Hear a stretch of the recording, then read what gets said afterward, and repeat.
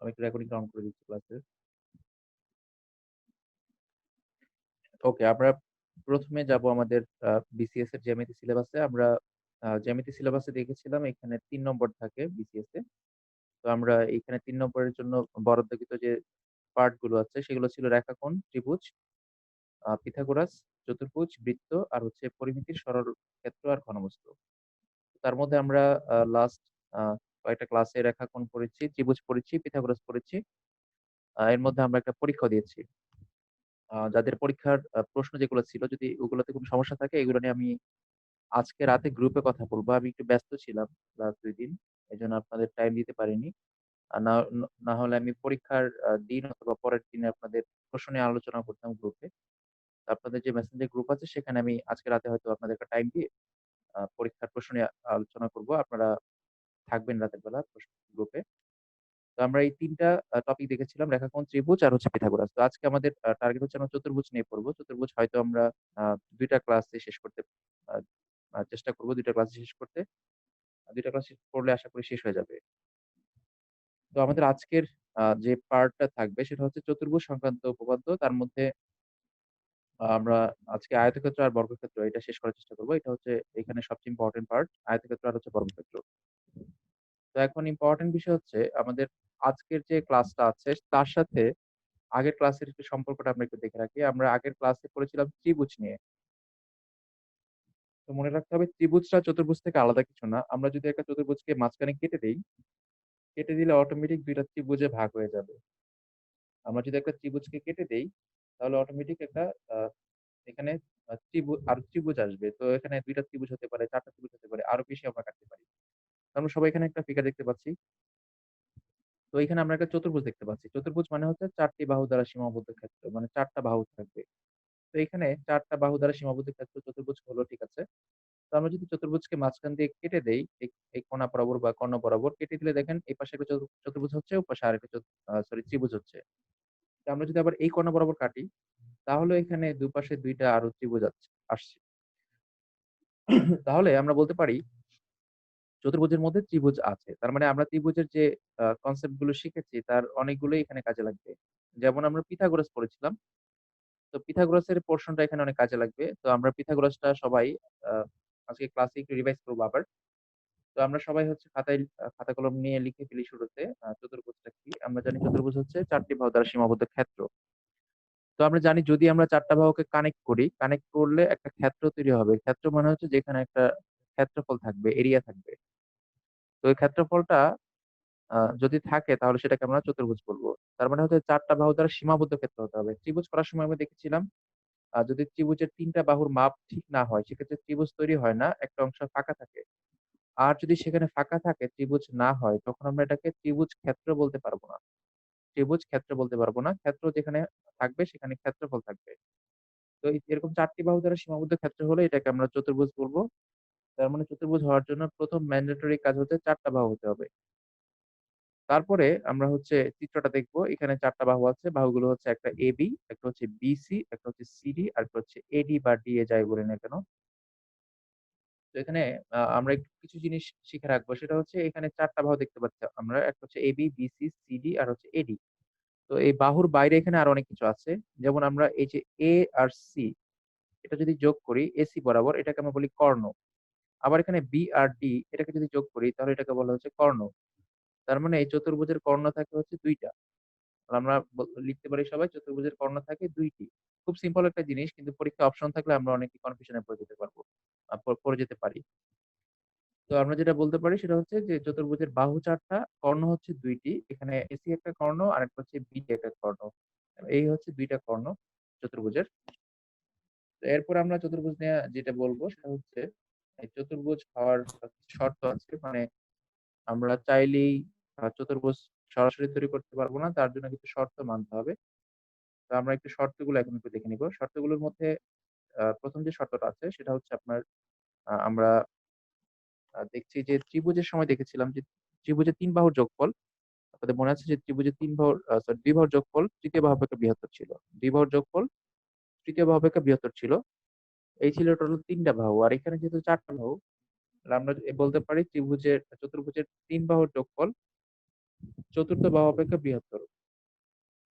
তার মানে যদি আমরা ৪ টা বাহু নেই, তার মধ্যে ৩ টা বাহুর যোগফল হতে হবে ৪ নাম্বার বাহু অপেক্ষা বৃহত্তর। ৩ টা বাহুর যোগফল হতে হবে ৪ নাম্বার বাহু অপেক্ষা বৃহত্তর। তাহলে আমি যদি কয়েকটা উদাহরণ দেই, ধরেন আমি যদি বলি ২, ৩, ৪, ৫, ২, ৩, ৪, ৫ এইগুলা সব হচ্ছে চতুর্ভুজের বাহু। বাহু মানে হচ্ছে সাইড। ২, ৩, ৪, ৫। তাহলে চতুর্ভুজ হবে কিনা এটা বুঝতে হলে আমাদেরকে ২, ৩, ৪ এটা যোগ করে দেখতে হবে ৫ থেকে বড় হয় কিনা। তাহলে ২, ৩, ৪ যদি আমরা যোগ করি, প্রথম ৩ টা বাহু ২, ৩, ৪ যোগ করলে আসতেছে ২ আর ৩ ৫, ৮, ৪ ৯। তাহলে ৯ হচ্ছে যে ৪ নাম্বার বাহু ছিল ৫ তার থেকে বড়। তার মানে এখানে চতুর্ভুজ গঠন করা সম্ভব। এরকম ক্ষেত্রে যে নিচের কোণটি দ্বারা ত্রিভুজ গঠন করা সম্ভব নয়, এরকম ৪ টা বাহু দেয়া থাকতে পারে, বা নিচের কোণটি দ্বারা চতুর্ভুজ গঠন করা সম্ভব নয়। ৪ টা অপশন দেয়া থাকতে পারে। সেখান থেকে আমরা দেখব ৩ বাহুর যোগফল ৪ নাম্বার বাহু অপেক্ষা বৃহত্তর হয় কিনা। যদি হয় সেক্ষেত্রে চতুর্ভুজ গঠন হয়ে যাবে। এখন আমরা দেখব চতুর্ভুজের বৈশিষ্ট্যগুলো কি, কি? ত্রিভুজের বৈশিষ্ট্য আমরা পড়েছিলাম। আমি বারবার ত্রিভুজ নিয়ে আসছি এইজন্য যে আমরা ত্রিভুজটাকে একটা রেফারেন্স ধরে আগাচ্ছি। ত্রিভুজ সেগুলো আমরা পড়ে নিব। তো ত্রিভুজের আমরা পড়েছিলাম যে ত্রিভুজের ৩ টা কোণের সমষ্টি ১৮০ ডিগ্রি। ৩ টা কোণকে আমরা বলেছিলাম অন্তস্থ কোণ। সবাই কিন্তু অবশ্যই লিখে নেবেন। তো আমরা বলেছিলাম ত্রিভুজের ৩ টা কোণের সমষ্টি হচ্ছে ১৮০ ডিগ্রি। সেটা হচ্ছে অন্তস্থ ৩ টা কোণ। মানে ভিতরের ৩ টা কোণ। আর চতুর্ভুজেরও সেম। এখানে যে অন্তস্থ কোণগুলো সেগুলোর সমষ্টি হবে ৩৬০ ডিগ্রি। ওখানে ছিল ৩ টা কোণ, এখানে হচ্ছে ৪ টা কোণ। স্যার একটা কথা বলবো? ত্রিভুজের ক্ষেত্রে হ্যাঁ, সিওর। স্যার আমরা তো ত্রিভুজের মধ্যে ২টা বৈশিষ্ট্য বুঝলাম। একই যোগ করলেও পারি, বিয়োগ করলেও পারি। তো চতুর্ভুজের ক্ষেত্রে কি শুধু এই যোগের বৈশিষ্ট্যটাই হবে? এখানে ওখানে তো আসলে ২ টা বাহু ছিল তো তাই বিয়োগ করা গেছে। এখানে বাহু তো হচ্ছে ৩ টা। মানে আমরা ও ৪ নাম্বারটা আচ্ছা। বাদ দিলে ৩ টা। তো কোনটা থেকে কোনটা বিয়োগ করব? সেজন্য ওই বৈশিষ্ট্যটা এখানে নাই। ঠিক আছে? ও আচ্ছা স্যার ওকে, থ্যাংক ইউ। এখন এখন আমরা যেটা বলছিলাম সেটা হচ্ছে যে ত্রিভুজের ৩ কোণের সমষ্টি হচ্ছে ছিল কত? ১৮০। সেটা ছিল অন্তস্থ কোণের সমষ্টি। চতুর্ভুজের ক্ষেত্রেও সেম। এটা হবে অন্তস্থ কোণের সমষ্টি ৩৬০। ১৮০ হবে না, ৩৬০ হবে। তবে ত্রিভুজের সাথে মিলটা হচ্ছে আমাদের এখানে, আপনাদের মনে আছে যে হচ্ছে ত্রিভুজের বহিঃস্থ কোণগুলোর সমষ্টি ছিল কত? ত্রিভুজের বহিঃস্থ কোণের সমষ্টি ছিল ৩৬০ ডিগ্রি। তখন আমি একটা কথা বলেছিলাম, যত ভুজ আছে, ত্রিভুজ, চতুর্ভুজ, পঞ্চভুজ, এটা অনেক গুরুত্বপূর্ণ একটা কথা। যত ভুজ আছে সবগুলোর বহিঃস্থ কোণের সমষ্টি হচ্ছে ৩৬০ ডিগ্রি। কি বললাম? যতগুলো ভুজ আছে, ত্রিভুজ, চতুর্ভুজ, পঞ্চভুজ, সবগুলো ভুজের বহিঃস্থ কোণের সমষ্টি হচ্ছে ৩৬০ ডিগ্রি। এটা মনে রাখতে হবে। তাহলে এটা আমরা লিখে নিব যে চতুর্ভুজের ৩ টি অন্তস্থ কোণের সমষ্টি হচ্ছে ৩৬০ ডিগ্রি এবং বহিঃস্থ কোণের সমষ্টিগুলো হচ্ছে ৩৬০ ডিগ্রি। তো আমরা যদি একটু দেখে নিতে চাই অন্তস্থ কোণগুলো কেমন আর বহিঃস্থ কোণগুলো কেমন, আমরা একটু অ্যানোট করার চেষ্টা করতে পারি। তো আমি আপনাদের জন্য একটু হোয়াইট বোর্ড নিচ্ছি। আমরা একটু লিখে নিতে পারলে ভালো হতো জিনিসগুলো। হ্যাঁ, লিখে নেন যে চতুর্ভুজের ৪ টি অন্তস্থ কোণের সমষ্টি ৩৬০ এবং ৪ টি বহিঃস্থ কোণের সমষ্টি ৩৬০। ওকে? ৩ টি অন্তস্থ কোণের সমষ্টি ৩৬০, সরি ৪ টি অন্তস্থ কোণের সমষ্টি ৩৬০ এবং ৪ টি বহিঃস্থ কোণের সমষ্টি ৩৬০। যতগুলো বুঝ আছে তাই না, সবগুলোর ৩৬০ ডিগ্রি হবে বহিস্থ কোণ। সব হ্যাঁ, সবগুলো ভুজের জন্য ৩৬০। হ্যাঁ, এটা হচ্ছে একটা চতুর্ভুজ। তাহলে বহিঃস্থ কোণ কেমন হবে জাস্ট এটা আমি আপনাদের দেখাই একটু। ধরেন আপনি যদি এদিক দিয়ে একটা কোণ টানেন, হ্যাঁ, এরকম এদিকে একটা কোণ টানলেন, তারপর এদিকে একটা কোণ টানলেন। আমরা হচ্ছে বহিঃস্থ কোণ লাগার চেষ্টা করছি। এদিকে আমরা একটা কোণ নিলাম।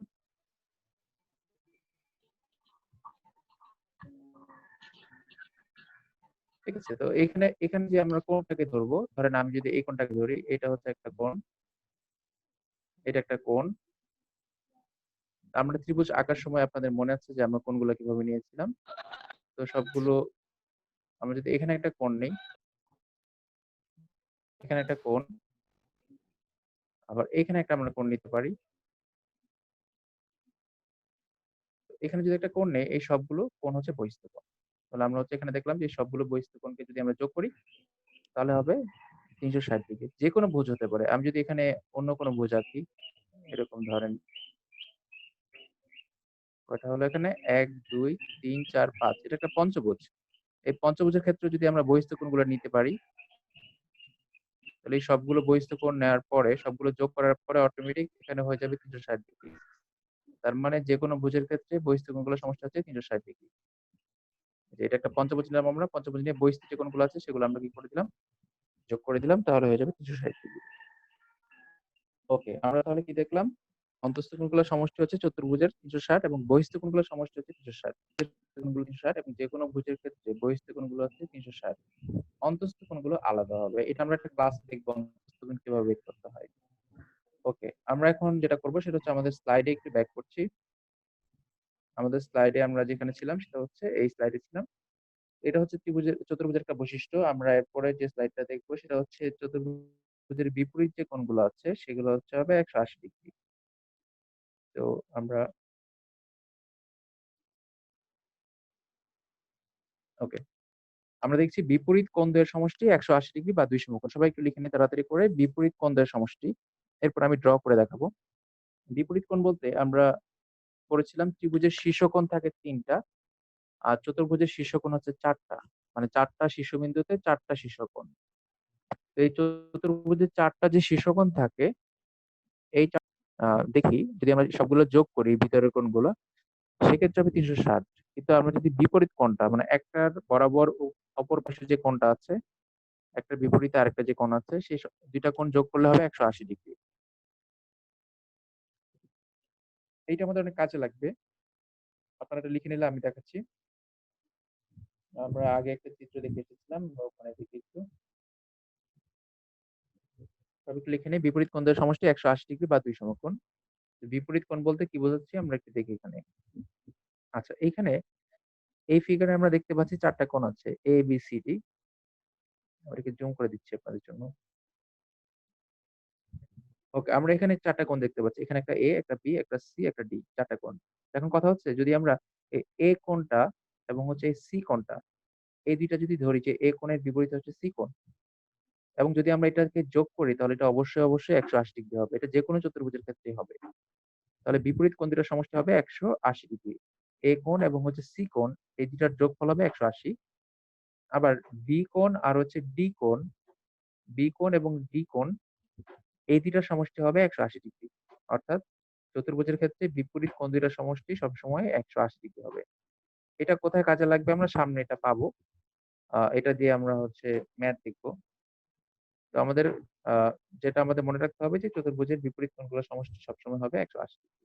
এটা যেকোনো চতুর্ভুজের ক্ষেত্রেই। ওকে। এটা আমরা দেখলাম। এরপরে আমরা যেটা দেখব সেটা হচ্ছে সবাই আমরা এই স্লাইডটা দেখতে পাচ্ছি। এখানে লেখা আছে কর্ণদ্বয়ের সমষ্টি পরিসীমা অপেক্ষা ক্ষুদ্রতর। বলা আছে কর্ণদ্বয়ের সমষ্টি পরিসীমা অপেক্ষা ক্ষুদ্রতর। এখন কথা হচ্ছে কর্ণদ্বয় কোনটা? আমরা বলেছিলাম যে চতুর্ভুজের কর্ণ হচ্ছে ২ টা। তো এই চতুর্ভুজের যে ২ টা কর্ণ আছে, যদি আমরা এই ২ টা কর্ণকে যোগ করি, যোগ করার পরে যে মানটা আমরা পাবো এবং যদি আমরা ৪ টা বাহুকে যোগ করি, পরিসীমা মানে আমি বলেছিলাম ত্রিভুজের ক্ষেত্রে পরিসীমা হচ্ছে ৩ বাহুর যোগফল। চতুর্ভুজের ক্ষেত্রে পরিসীমা হচ্ছে ৪ বাহুর যোগফল। পঞ্চভুজের ক্ষেত্রে পরিসীমা হচ্ছে ৫ বাহুর যোগফল। তার মানে পরিসীমা হচ্ছে সবসময় বাহুগুলোর যোগফল। এখন তাহলে চতুর্ভুজের পরিসীমা কি হবে? ৪ টা বাহুর যোগফল হবে। তো যদি আমরা বলি যে চতুর্ভুজের কর্ণ ২ টার যোগফল, আমি ধরলাম চতুর্ভুজের কর্ণ ২ টার যোগফল ১০। এমনি ধরে নিলাম এবং পরিসীমা আমি যদি বলি, পরিসীমা হচ্ছে ধরলাম ১২। তো এখনো যদি আমরা কর্ণ আর পরিসীমার মিলাই তাহলে দেখা যাবে যে কর্ণের সমষ্টিটা পরিসীমা থেকে অবশ্যই ছোট হবে। কর্ণের যে যোগফলটা পরিসীমা থেকে সবসময় ছোট হবে। তো আমরা এখন এই জিনিসটাকে যদি আমরা আমাদের হোয়াইট বোর্ডে দেখতে চাই, তাহলে আমি একটু মান নিয়ে দেখাতে পারি।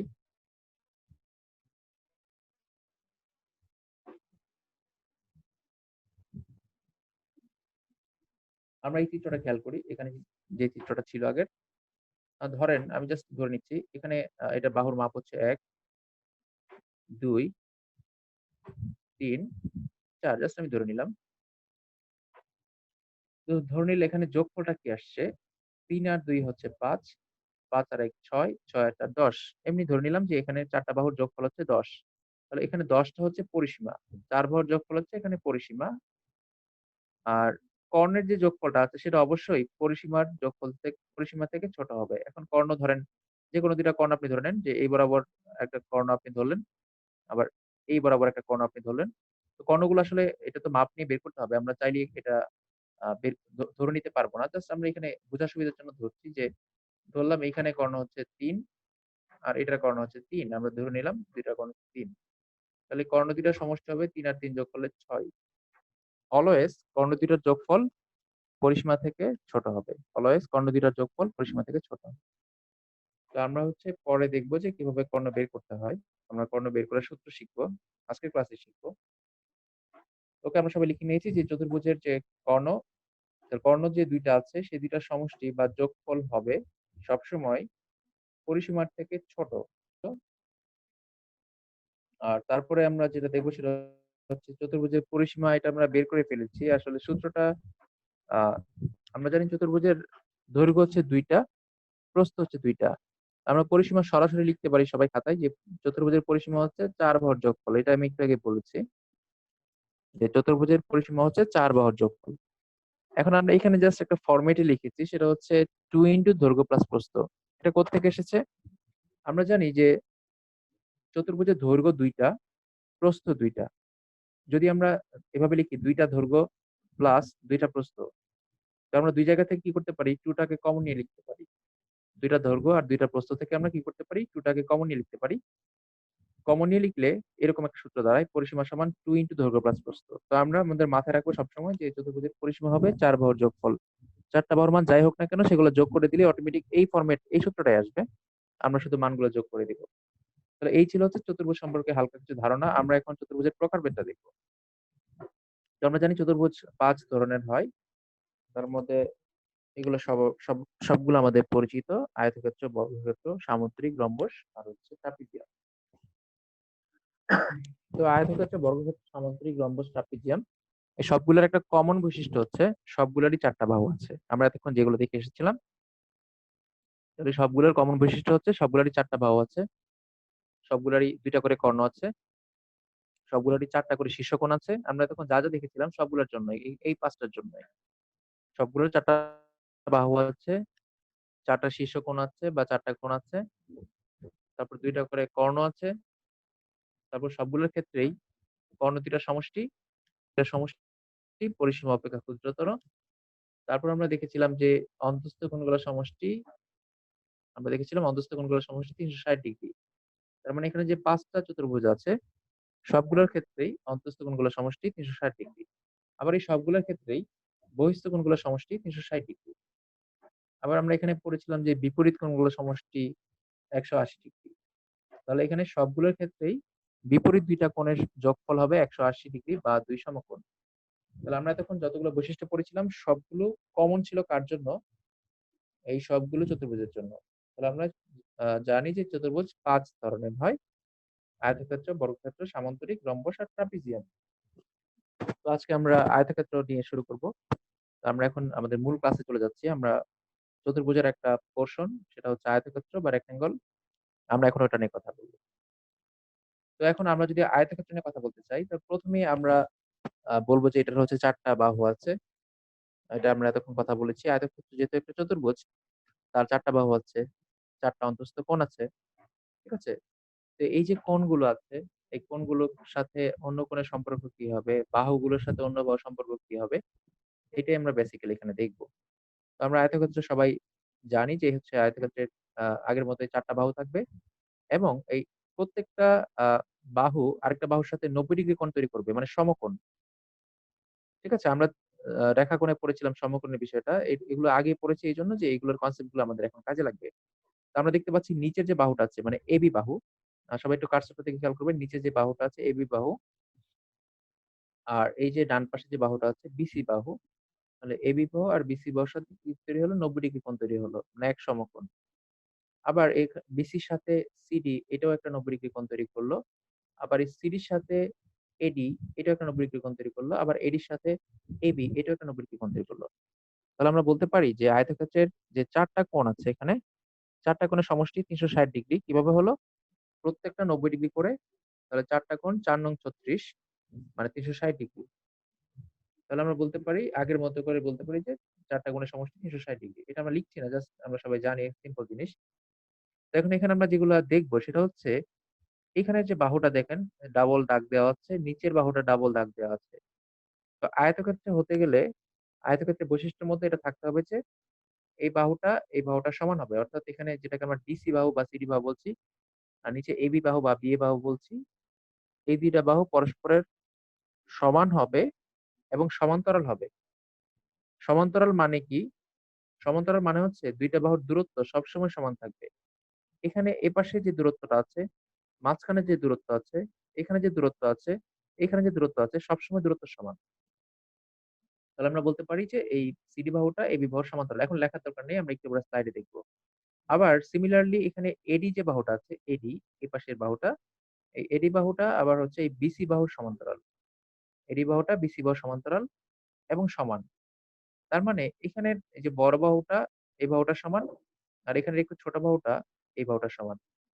এবং এখানে যে আমরা কর্ণ দেখতে পাচ্ছি ২ টা, আয়তক্ষেত্রের ক্ষেত্রে কর্ণ ২ টাও সমান হবে। অর্থাৎ একটা কোণের মান যদি আপনি ৪ পান, আরেকটা কোণের মানও ৪ হবে। তাহলে আমরা এই বৈশিষ্ট্যগুলো একসাথে একটু দেখার চেষ্টা করি সবাই। তো আমরা এখানে দেখতে পাচ্ছি যে বিপরীত বাহুদ্বয় পরস্পর সমান ও সমান্তরাল। আমি এতক্ষণ যেটা বললাম, বিপরীত বাহুদ্বয় পরস্পরের সমান ও সমান্তরাল। সবাই একটু লিখে নেই তাড়াতাড়ি খাতায়। তো সবাই লেখার সময় আগের যে চিত্রটা আছে এটা একটু পাশে এঁকে নিব। আমরা চিত্রটা একটু ফ্রি হ্যান্ডে সবাই এঁকে নেব। চিত্রটা একটু দেখি আমরা। এই চিত্রের মধ্যে বিপরীত বাহুদ্বয় পরস্পর সমান ও সমান্তরাল। বিপরীত বাহু বলতে আমরা বোঝাচ্ছি যেকোনো একটা বাহু ধরলে তার বিপরীত পাশে যে বাহুটা আছে। যদি আমরা এখানে সিডি বা ডিসি ধরি, তার বিপরীত পাশের বাহু হচ্ছে এবি বা বিএ। আবার এডি যদি ধরি, তার বিপরীত পাশের বাহু হচ্ছে ডিসি। সবাই চিত্রটা একটু তাড়াতাড়ি করে ফ্রি হ্যান্ডে এঁকে নিব। ওকে। চিত্রটা আঁকার পরে আমরা আমরা যেটা দেখবো সেটা হচ্ছে এই যে বৈশিষ্ট্যগুলো একটু দেখবো। বৈশিষ্ট্যগুলোর মধ্যে ১ম টা হচ্ছে বিপরীত বাহুদ্বয় পরস্পর সমান ও সমান্তরাল। তাহলে আমরা বলতে পারি যে এবি বাহু সিডি বাহু সমান সমান হবে এবং সমান্তরাল হবে। আমরা এখান থেকে একটু দেখি। এই যে এবি বাহুটা হবে সিডি বাহুর সমান ও সমান্তরাল। এবি বাহুটা হবে সিডি বাহুর সমান ও সমান্তরাল। আবার বিসি বাহুটা হবে এডি বাহুর সমান ও সমান্তরাল। আপনাদের খাতায় চিত্র থাকলে আপনারা একটু মেলাবেন যে এই যে বিসি বাহুটা আছে সেটা হবে এডি বাহুর সমান ও সমান্তরাল। অর্থাৎ সমানও হবে এবং সমান্তরালও হবে। এই দুটো আমরা লিখে নিলাম। এরপর যেটা লিখবো সেটা হচ্ছে, এটা আমরা একটু আগে কথা বলেছি এটা নিয়ে, যেটা হচ্ছে প্রত্যেকটা কোণ এখানে এক সমকোণ। এক সমকোণ মানে হচ্ছে ৯০ ডিগ্রি। অর্থাৎ প্রত্যেকটা জায়গায় একটা করে লম্ব তৈরি হবে। প্রত্যেকটা কোণের এখানে একটা করে লম্ব তৈরি হবে। তাই আমরা বলতে পারি যে প্রত্যেকটা কোণ হচ্ছে এক সমকোণ এবং প্রত্যেকটা কোণ হচ্ছে সমান। অর্থাৎ প্রত্যেকটাই ৯০ ডিগ্রি। তাই আমি বলতে পারি একটা কোণ আরেকটা কোণের সমান। এই দুটো হচ্ছে আ আয়তক্ষেত্রের সবচেয়ে সিম্পল ২ টা বৈশিষ্ট্য। যেটা হচ্ছে আয়তক্ষেত্র হতে গেলে এই বৈশিষ্ট্যগুলো থাকতে হবে। অর্থাৎ আমরা আয়তক্ষেত্র কাকে বলবো? যাদের এই বৈশিষ্ট্যগুলো আছে তাদেরকে আমরা আয়তক্ষেত্র বলব।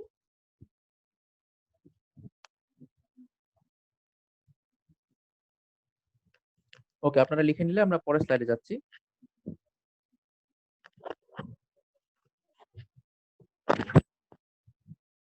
এখানে পরের যে স্লাইড আছে, এখানে বলা আছে কর্ণের কথা। তো আমি বলেছিলাম যে আয়তক্ষেত্রের কর্ণ ২ টা সমান হবে।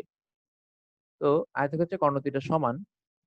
আমরা এখানে লিখছি যে চিত্রে এসি আর হচ্ছে বিডি সমান। তো আমি চিত্রটা আবার একটু দেখিয়ে নেই।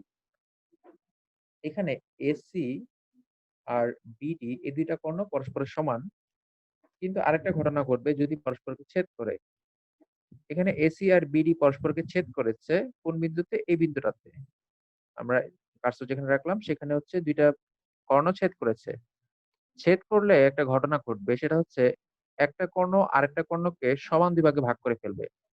একটা কর্ণ আরেকটা কর্ণকে সমান ২ ভাগে ভাগ করে ফেলবে। তার মানে এমন একটা ঘটনা ঘটবে সেটা হচ্ছে এই যে এসি আছে এসিটাকে আমরা ২ ভাগে ভাগ করে ফেলবো। একটা হচ্ছে এরকম এই পার্টে আর হচ্ছে এই পার্টটায়। এখন ধরেন যদি এসির মান ৬ হতো, ৬ সেন্টিমিটার, তাহলে এই পোরশনটা হতো ৩ আর এই পোরশনটা হতো ৩।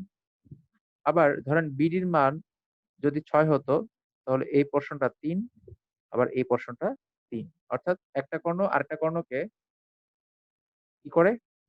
সমদ্বিখণ্ডিত করে। তাহলে আমরা এই লাইনটা এভাবে লিখতে পারি, কর্ণদ্বয় পরস্পর সমান। এটা হচ্ছে একটা বিষয়। আবার কর্ণদ্বয় পরস্পরকে সমদ্বিখণ্ডিত করে, মানে সমান ২ ভাগে ভাগ করে। কর্ণদ্বয় পরস্পরের সমান ও কর্ণদ্বয় পরস্পরকে সমদ্বিখণ্ডিত করে। কর্ণদ্বয় পরস্পরের সমান আর কর্ণদ্বয় পরস্পরকে সমদ্বিখণ্ডিত করে। ওকে, এটা তো গেল একটা বিষয়। এরপর আমরা আগে বলেছিলাম যে একটা কর্ণ কি করবে? আয়তক্ষেত্রকে সমান ২ ভাগে ভাগ করবে। মানে সমান ২ টা ত্রিভুজ তৈরি করবে। তো আমরা যদি একটা আয়তক্ষেত্র চিন্তা করি, আয়তক্ষেত্র চিন্তা করলে আয়তক্ষেত্রের মাঝখানে যে কর্ণ আছে, কর্ণটা কি করবে? সমান ২ ভাগে ভাগ করবে কাকে? ওই আয়তক্ষেত্রটাকে। তো আমরা আমাদের আগের যে হোয়াইট বোর্ডটা ছিল সেখানে যদি ব্যাক করি তাহলে আমরা দেখতে পারবো। আমাদের হোয়াইট বোর্ডে আমরা একটা আয়তক্ষেত্র এঁকেছিলাম। তো আমরা এখানে একটু দেখি সবাই।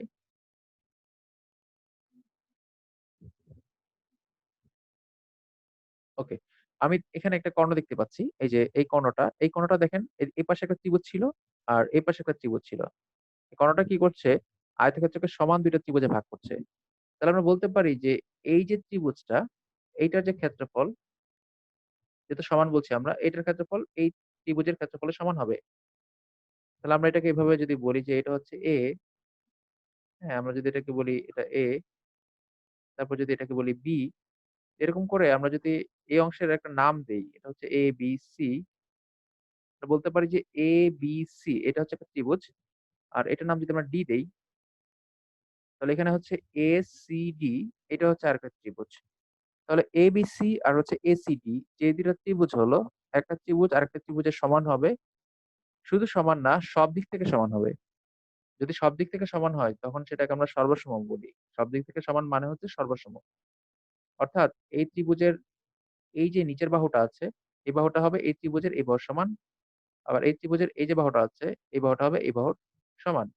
আবার এই যে ত্রিভুজের কোণটা আছে, এই কোণটা হবে ওই ত্রিভুজের এই কোণের সমান। অর্থাৎ সব দিক থেকে তারা সমান। যদি একটা ত্রিভুজ আরেকটা ত্রিভুজের সব দিক থেকে সমান হয়, কোণের পার্সপেক্টিভ থেকে এবং হচ্ছে বাহুর থেকে যদি আমরা চিন্তা করি, এই সব দিক থেকে যদি আমরা সমান ধরি, তখন আমরা সর্বসম বলতে পারি। তো এখন আমরা একটু স্লাইডে দেখব। আমাদের আগের স্লাইডটা একটু গেলেই আমরা এটাকে কথা আকারে লেখা আছে। আমরা এখানে দেখতে পাচ্ছি নিচের যে পয়েন্টটা সেটা হচ্ছে কর্ণদ্বয় আয়তক্ষেত্রকে সমান ২ ভাগে ভাগ করে। তো দেখেন নিচে লেখা আছে ত্রিভুজ ABC সর্বসম ত্রিভুজ ACD এবং ত্রিভুজ ABD সর্বসম ত্রিভুজ BCD। মানে ত্রিভুজের নাম যাই স্যার হোক, একটা কথা ছিল। একটা অংশের ক্ষেত্রফল হ্যালো, হ্যালো। জি, আচ্ছা, শুনতে পাচ্ছি আপু। স্যার, হ্যাঁ, শুনতে পাচ্ছি। একটা আয়তক্ষেত্রকে যদি ২ টা কর্ণ আমি টানি মাঝখানে, তাহলে আয়তক্ষেত্রটা তো ৪ ভাগে ভাগ হচ্ছে। আ হ্যাঁ, তাহলে হচ্ছে হ্যাঁ, ৪ আ ভাগে ভাগ হচ্ছে। আমরা এখানে এই লাইনটায় বলা আছে কর্ণদ্বয় আয়তক্ষেত্রকে সমান ২ ভাগে বিভক্ত করে। তাহলে কর্ণদ্বয় আয়তক্ষেত্রকে সমান ২ ভাগে না, এখানে তো ৪ ভাগে হওয়ার কথা। আচ্ছা, আচ্ছা। তাই না? হ্যাঁ, আমি আপনাকে বুঝিয়ে দিচ্ছি আচ্ছা, বিষয়টা। আমরা না, আচ্ছা, আচ্ছা। না, এখানে বলা হচ্ছে যে আমি যদি এইখানের একটা কর্ণকে ধরি, তখন দেখেন এই পাশে একটা ত্রিভুজ, এ পাশে একটা ত্রিভুজ। ঠিক আছে? ২ ভাগে ভাগ হলো। আবার এই কর্ণটা যদি ধরি, এসিটা যদি ধরি, সেক্ষেত্রেও এ পাশে একটা ত্রিভুজ হচ্ছে, এই পাশে একটা ত্রিভুজ হচ্ছে। আর যদি আমরা বলি কর্ণ দিয়ে পরস্পরকে ছেদ করলে, তখন আমরা বলতে পারবো যে হচ্ছে ৪ টা ত্রিভুজ হচ্ছে। ঠিক আছে? জি, জি। বুঝতে পেরেছেন আপু? আচ্ছা, thank you. Thank you. Okay, thank you. এখন আমরা যেটা দেখব সেটা হচ্ছে যে যদি আমরা কর্ণদ্বয় ধরি, ২ টা কর্ণ ধরি সেক্ষেত্রে আমরা ত্রিভুজ পাচ্ছি ১ম এ একটা কর্ণের জন্য ২ পাশে ২ টা করে ত্রিভুজ পাচ্ছি। তো ২ পাশের ত্রিভুজগুলোকে আমরা কি লিখবো? একটা আরেকটার সাপেক্ষে সর্বসম লিখবো। সর্বসম চিহ্ন হচ্ছে এই চিহ্নটা, সমান সমানের উপরের একটা ঢেউয়ের মতো যে চিহ্নটা, এটাকে বলি আমরা সর্বসম। মানে সব দিক থেকে ইকুয়াল, অল ইকুয়াল। এখন আমরা যেটা দেখলাম সেটা হচ্ছে ছিল আয়তক্ষেত্রের বৈশিষ্ট্য। এরপর আমরা যেটা দেখবো সেটা হচ্ছে আয়তক্ষেত্রের ক্ষেত্রফল বের করার জন্য বা হচ্ছে আয়তক্ষেত্রের বিভিন্ন অংশ বের করার জন্য, দৈর্ঘ্য বের করার জন্য, প্রস্থ বের করার জন্য যে মেজার গুলো আছে সেগুলো আমরা একটু দেখব। সেটা হচ্ছে ক্ষেত্রফল আমরা কিভাবে বের করব? আমরা যদি দৈর্ঘ্য জানি আর প্রস্থ জানি, তাহলে দৈর্ঘ্য আর প্রস্থকে গুণ করলে অটোমেটিক ক্ষেত্রফল বের হয়ে যাবে। যদি আমরা দৈর্ঘ্য জানি আর প্রস্থ জানি, তখন দৈর্ঘ্য আর প্রস্থকে যদি আমরা গুণ করি, তাহলে দৈর্ঘ্য প্রস্থ গুণ করলে অটোমেটিক ক্ষেত্রফল বের হয়ে যাবে। আবার আমরা এটা বলতে পারি যে যদি আমরা ক্ষেত্রফল জানি আর দৈর্ঘ্য জানি। সবাই একটু খেয়াল করেন এখানে। যদি আমরা ক্ষেত্রফলটা জানি এখানে ক্ষেত্রফলটা আর যদি দৈর্ঘ্যটা জানি তাহলে কিন্তু প্রস্থ কিন্তু বের করা সম্ভব। আবার যদি ক্ষেত্রফল জানি, প্রস্থ জানি, দৈর্ঘ্য না জানি তাহলে সেখান থেকে দৈর্ঘ্য বের করা সম্ভব। কেন? কারণ হচ্ছে আমরা জানি যে কোনো একটা সমীকরণে ৩ টা মান থাকলে বা ৩ টা ভেরিয়েবল থাকলে, ৩ টা চলক থাকলে যেকোনো একটা আননোন থাকলে সেটা বের করা সম্ভব। তাহলে আমরা দেখেন যদি বলা হয় যে ক্ষেত্রফল দেয়া আছে ১০, এমনি ধরে নেন সবাই জাস্ট ক্ষেত্রফল দেয়া আছে ১০, দৈর্ঘ্য দেয়া আছে হচ্ছে ৫, প্রস্থ কত? তাহলে এখানে প্রস্থটা যদি বের করতে চাই তাহলে দৈর্ঘ্যটা এখানে গুণ আছে। তাহলে দৈর্ঘ্যটা যদি ওপাশে আসে তাহলে অবশ্যই ভাগ হয়ে যাবে। তাহলে ক্ষেত্রফলকে আমরা রাখলাম ক্ষেত্রফলের জায়গায়। আর দৈর্ঘ্যটাকে যদি আমরা ডান পাশ থেকে বাম পাশে আনি তাহলে দৈর্ঘ্যটা গুণ থাকলে ভাগ হয়ে যাবে। তাহলে ক্ষেত্রফল ১০ আর দৈর্ঘ্য হচ্ছে ৫। ১০ কে ৫ দিয়ে ভাগ করলে ২ হচ্ছে। তার মানে প্রস্থ হচ্ছে ২। আবার যদি আপনাকে বলে দেয় যে একটা আয়তক্ষেত্রের দৈর্ঘ্য হচ্ছে ৫, প্রস্থ হচ্ছে ২, ক্ষেত্রফল কত?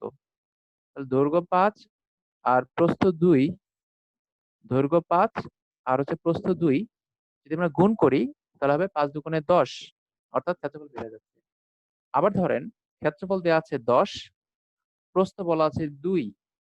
তাহলে আমরা ক্ষেত্রফলকে যদি আমরা প্রস্থ ২ দিয়ে ভাগ করি তাহলে আমরা পেয়ে যাচ্ছি দৈর্ঘ্য। অর্থাৎ ক্ষেত্রফলকে প্রস্থ দিয়ে ভাগ করলে পেয়ে যাচ্ছি দৈর্ঘ্য।